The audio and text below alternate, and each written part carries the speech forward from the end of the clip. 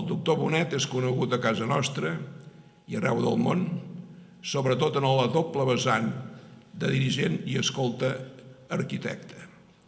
Són paraules de l'abat de Montserrat, Josep Maria Soler.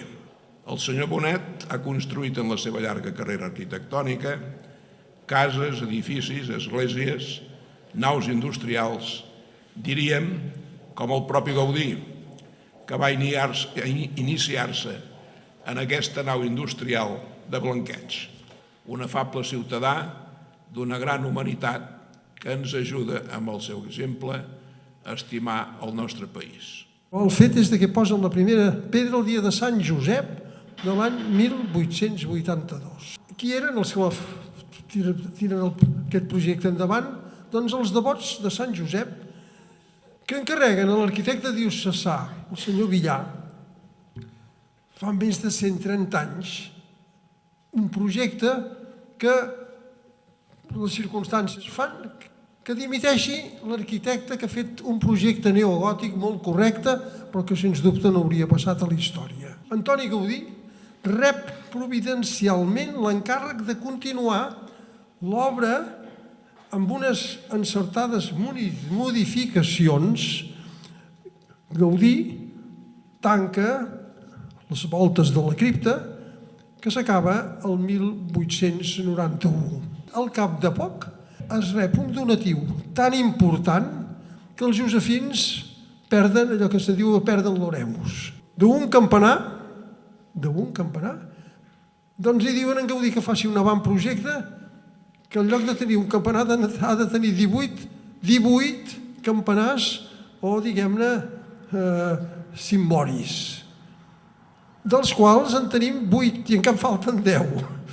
O sigui que era una cosa monumental i que, per tant, lògicament no podia durar uns quants anys. Els josefins accepten la proposta d'aquest temple que Gaudí ha pensat i fa un primer projecte, que és aquesta visió que tenim aquí, neogòtic, però que ja té les 3 façanes, a l'est la del naixement, a ponent la de la passió i fins a l'ascensió, i de cara al mar la façana de la glòria, que vol de plantejar com podem els homes i les dones, la humanitat, arribar a la glòria. Aquest projecte és acceptat i llavors Gaudí fa una proposta important, que ja comences a veure que en Gaudí no és un qualsevol. Els plantegen els josefins que en lloc d'aixecar, que era el raonable, aquest edifici amb filades horitzontals, d'aixecar una façana, la del naixement, perquè així la pròpia generació veurà una cosa acabada. I això a la vegada servirà d'estímul per poder continuar.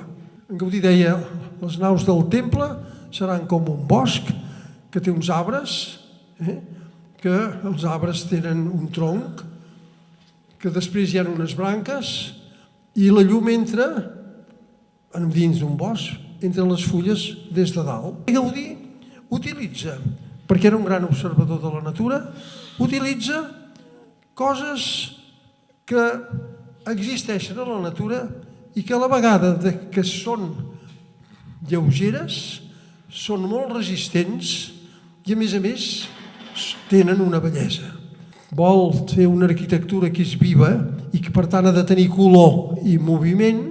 Per tant, hi ha una columna a la història de l'arquitectura que té moviment, que és la columna salomònica, que es converteix per una llei geomètrica en una circumferència.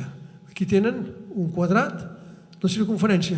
Circumferència que permetrà empalmar amb les voltes, amb les superfícies dels hiperboloids de les voltes del temple que cobreixen, construïdes amb una tecnologia mediterrània, però que s'ha conservat viva a Catalunya, que és la volta de maó de pla, coneguda al món com a voltes catalanes. I això és una de les aportacions de Gaudí. Tornant a les almoines i a la futura direcció del temple, la providència ja proveirà. Ja sé que el gust personal dels arquitectes que em succeeixin influirà en l'obra, però això no em dol. Trobo que encara beneficiarà el temple. Calculo que seran necessaris molts anys per acabar el temple. Tenia raó, Quan li preguntaven quan s'acabaria el temple, la resposta de Gaudí era: el meu client no té pressa. Sense optimisme no realitzen obres d'importància. Per tant, hem de ser optimistes. Bé, és el que jo he fet. Tenir confiança en el que deia en Gaudí i en les seves idees. L'única cosa digna de representar el sentit d'un poble és un temple. En aquest cas, és el temple de la Sagrada Família.